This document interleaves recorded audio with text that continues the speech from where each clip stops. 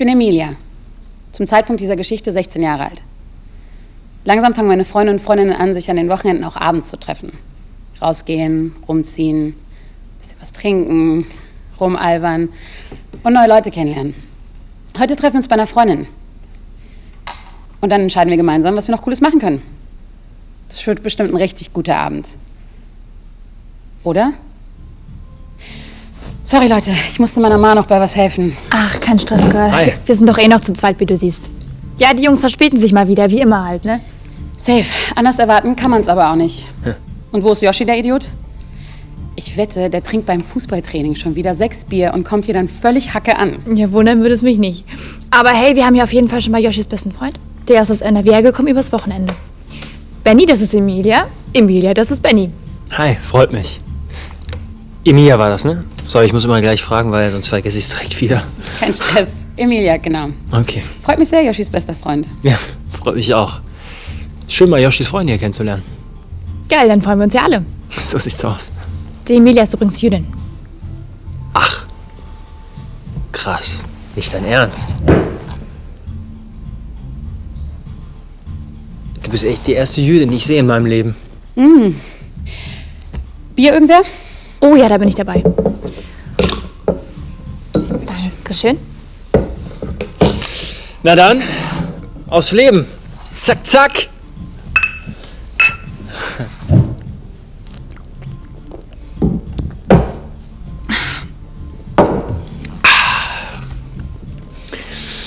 Ja, was machen wir denn heute noch? Also wenn Yoshi nicht bald hier aufkreuzt, dann wird das nichts mehr.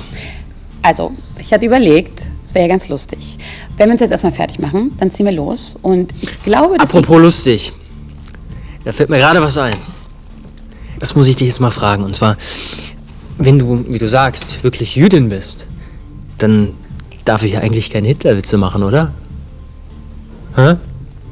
Weil, ich meine, da gibt es echt ein paar gute. Mir fällt da gerade ganz spontan einer ein. Und zwar, ein deutscher Jude hat in New York in seinem Wohnzimmer ein Hitlerbild hängen. Ne? Und dann fragt ihn sein Kumpel, sag mal, bist du Mischugge oder was? Dann sagt der Jude, nee, aber das ist mein Mittel gegen Heimweh.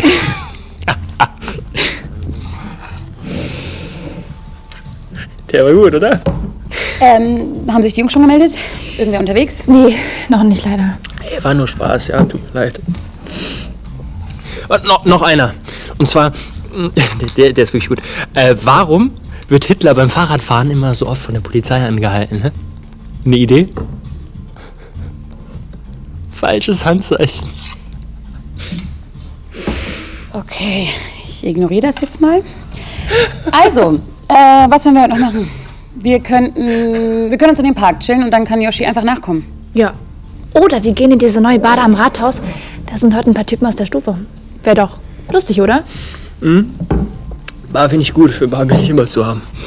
Ich weiß nicht. Bar ist halt auch echt teuer. Ich meine, da bist du immer 30 Euro los. Mindestens. Sag bloß, du achtest jetzt auch noch aufs Geld. Wie meinst du das? Naja, wie meine ich das wohl? Du bist doch Jüdin, oder? Hast du gesagt. Also, ich habe gehört, Juden sind entweder geizig oder haben richtig viel Asche. Oder noch schlimmer, sie haben richtig viel Asche und sind trotzdem geizig. Und wenn du jetzt in dieser Situation ausgerechnet ans Geld denken würdest, dann finde ich das schon komisch. Riechst du eigentlich auch mit deiner Nase schon mal an Geldschein? Hey, war doch nur Spaß. Hä? Auf einen schönen Abend.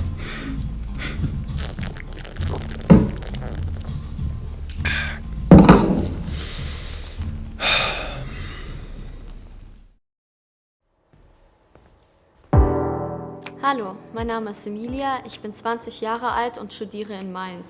Und diese Geschichte ist mir wirklich passiert. Und damals war mir noch nicht wirklich bewusst, dass das Antisemitismus war.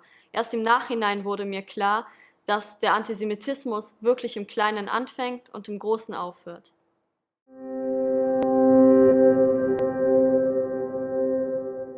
Also es ist halt nicht das Erste, was ich sage, wenn ich mich vorstelle, dass ich jüdisch bin.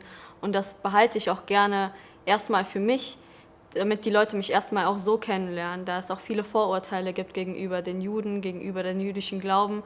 Und ich weiß auch nicht, wie diese Person auf mich reagiert. Vielleicht ist er auch etwas radikaler eingestellt oder versucht mich dann irgendwie zu verletzen oder sonst irgendwas. Deswegen bin ich halt immer so eine Person, die erstmal diese Person kennenlernt, ohne meinen Hintergrund.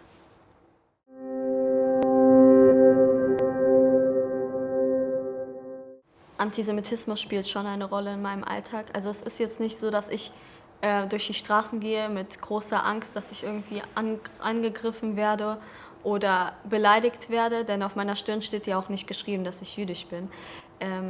Es ist einfach das Allgemeine. Wir haben Polizeiautos vor jeder Synagoge stehen, wir haben immer bei jüdischen Veranstaltungen immer doppelte Sicherheit, dreifache Sicherheit, damit halt wirklich sowas nicht, ein antisemitischer Vorfall nicht antrifft. Deswegen ist es schon so, dass es mich in meinem Leben begleitet, allerdings ich nicht mit Angst rumlaufe.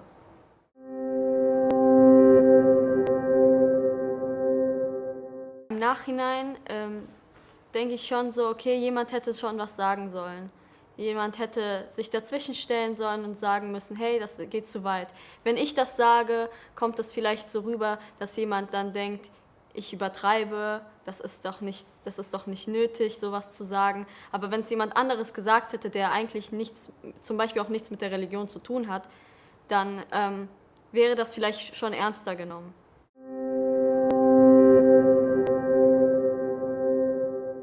Es war damals so, dass immer wenn irgendjemand, vor allem diese Person, die auch in der Geschichte drin war, etwas gesagt hat, dass halt meine Freunde mitgelacht haben und ein bisschen grinsen mussten, ein bisschen lachen mussten.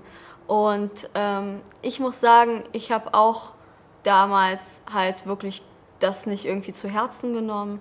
Jetzt denke ich mir so, nee, also sowas würde ich nicht mehr mir gefallen lassen.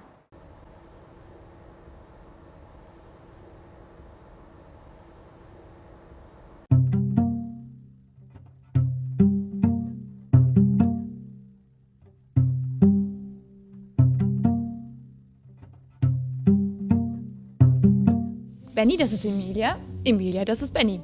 Hi, freut mich. Die Emilia ist übrigens Jüdin.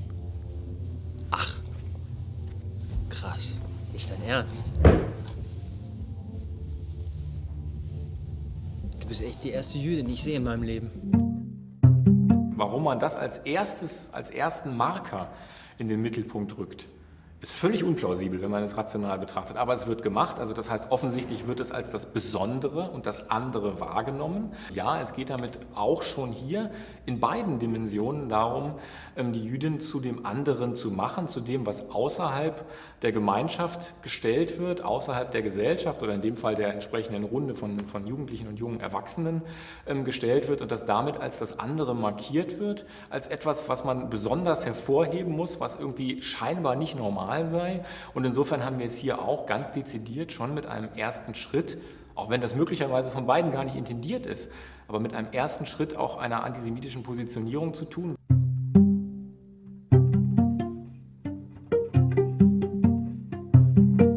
Apropos lustig. Da fällt mir gerade was ein. Das muss ich dich jetzt mal fragen. Und zwar, wenn du, wie du sagst, wirklich Jüdin bist, dann darf ich ja eigentlich keine Hitlerwitze machen, oder? Hä? Weil, ich meine, da gibt es echt ein paar gute. Mir fällt da gerade ganz spontan einer ein. Und zwar... Der Psychoanalytiker Sigmund Freud hat ja schon darauf hingewiesen, dass im Witz eben eine große Beziehung zum Unbewussten besteht und dass der Witz eben Dinge sagbar macht, die sonst scheinbar nicht sagbar sind, und er scheint zu spüren, dass er das eigentlich scheinbar nicht sagen sollte, aber er rebelliert sofort dagegen und muss diesen Witz trotzdem erzählen. Also das heißt, es ist eine ganz, ganz starke Form hier auch von Übergriffigkeit, die vorgenommen wird, von einem ganz, ganz großen Egoismus, jetzt hier die eigene antisemitische Position zum Ausdruck bringen zu wollen, aber auch gleich präventiv vorwegzunehmen, dass er bitte dafür dann jetzt aber nicht als solches kritisiert werden möchte, weil er ja scheinbar weiß, er dürfe das eigentlich nicht sagen, aber er macht es doch. Und das ist das, was wir ganz, ganz oft im Antisemitismus auch erleben, nämlich dieses Ja, aber. Also das heißt, dass es quasi nicht möglich ist, quasi an so einer Stelle eine Erkenntnis zu haben, die man vielleicht auch einfach hätte verschweigen können, wenn man sie denn so für sich schon trifft, sondern dass man dieses Aber immer anbringen muss und hinter dem Aber versteckt sich dann am Ende ganz oft eben der Antisemitismus. Also, ich habe gehört, Juden sind entweder geizig oder haben richtig viel Asche. Riechst du eigentlich auch mit deiner Nase schon mal an Geldscheinen? Hey, war doch nur Spaß.